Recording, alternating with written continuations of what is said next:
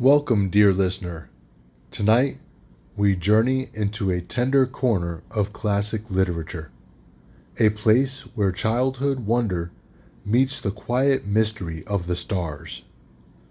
This is A Child's Dream of a Star, a short and gentle tale written by Charles Dickens. It is a story about love, loss, and the unbreakable thread that connects us to those who have gone before us. Through the eyes of a child, the night sky becomes a place not of darkness, but of reunion, a place of hope. If you have ever looked up at the stars and felt that someone you love might be looking back, this story may speak to you. So settle in, breathe deeply, and let the world slow for just a moment.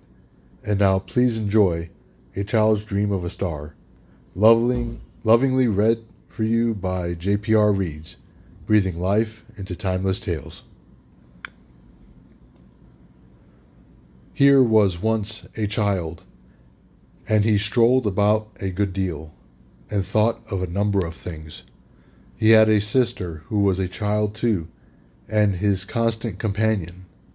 These two used to wonder all day long. They wondered at the beauty of the flowers. They wondered at the height and the blueness of the sky. They wondered at the depth of the bright water. They wondered at the goodness and the power of God, who made the lovely world.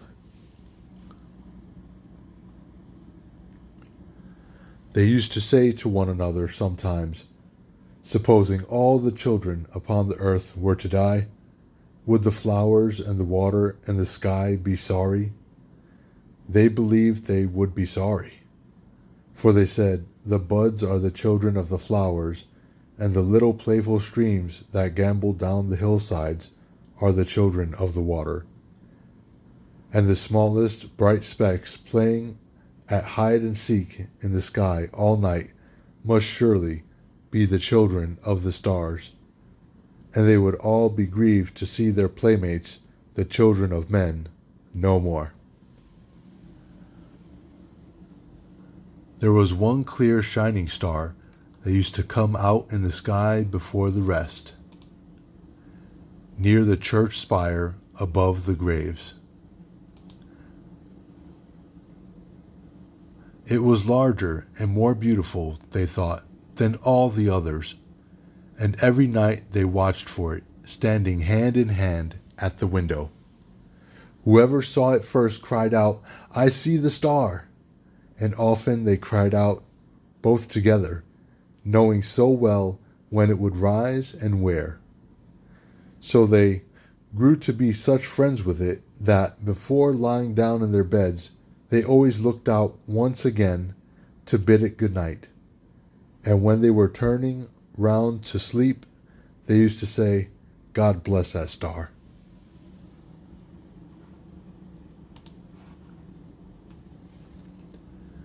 But a while she was still very young, oh, very, very young, the sister drooped, and came to be so weak that she could no longer stand in the window at night. And then the child looked sadly out by himself, and when he saw the star, turned around and said to the patient pale face on the bed, "I see the star." And then a smile would come upon the face, and a little weak voice used to say, "God bless my brother and the star."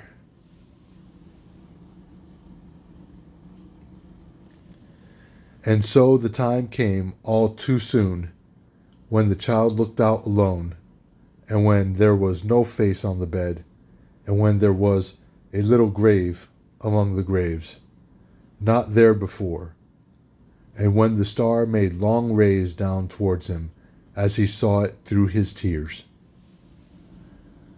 Now these rays were so bright, and they seemed to make such a shining way from earth to heaven, that when the child went to his solitary bed, he dreamed about that star, and dreamed that lying there he saw a train of people taken up that sparkling road by angels, and the star opening showed him a great world of light, where many more such angels waited to receive them.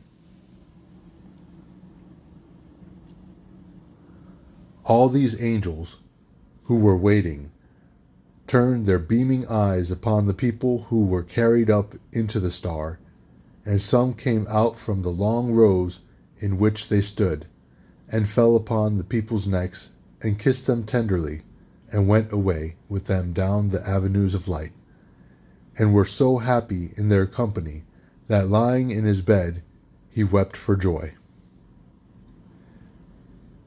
But there were many angels who did not go with them, and among them one he knew.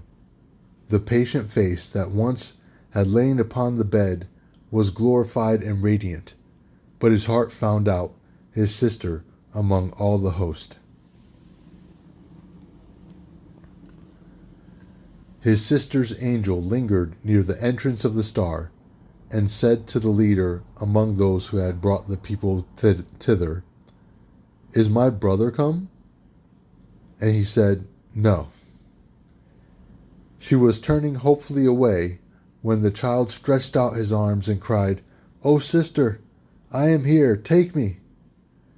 And then she turned her beaming eyes upon him, and it was night, and the star was shining into the room, making long rays down towards him, as he saw it through his tears.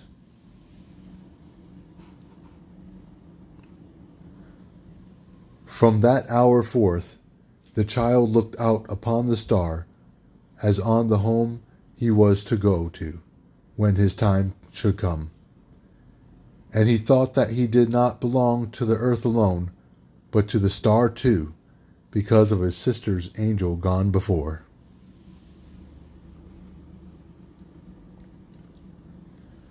There was a baby born to be a brother to the child, and while he was so little that he never yet had spoken a word, he stretched his tiny form out on his bed and died. Again the child dreamed of the open star, and of the company of angels, and the train of people, and the rows of angels with their beaming eyes all turned upon those people's faces. Said his sister's angel to the leader, "Is my brother come?" And he said, "No, not that one, but another." As the child beheld his brother's angel in her arms, he cried, "O sister, I am here, take me." And she turned and smiled upon him, and the star was shining. He grew to be a young man, and was busy at his books when an old servant came to him and said, "Thy mother is no more. I bring her blessing on her darling son." Again at night he saw the star, and all that former company. Said his sister's angel to the leader, "Is my brother come?" And he said, "Thy mother." A mighty cry of joy went forth through all the star, because the mother was reunited to her two children. And he stretched out his arms and cried, "O mother, sister, and brother, I am here, take me." And they answered him, "Not yet," and the star was shining. He grew to be a man whose hair was turning gray, and he was sitting in his chair by the fireside, heavy with grief, and with his face bedewed with tears, when the star opened once again. Said his sister's angel to the leader, "Is my brother come?"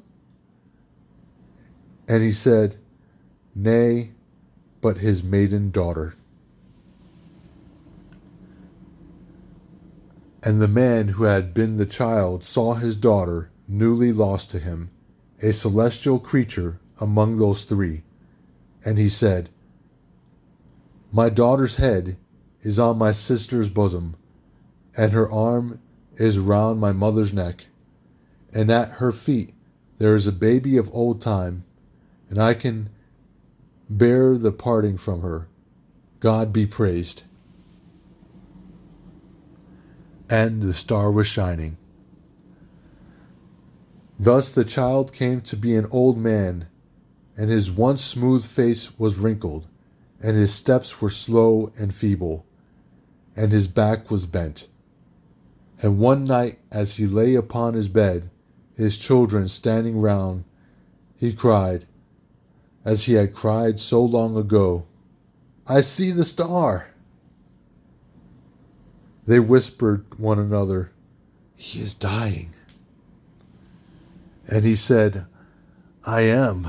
My age is falling from me like a garment, and I move towards the star as a child. And oh, my Father, now I thank thee that it has so often opened to those receive those dear ones who await me." And the star was shining, and it shines upon his grave.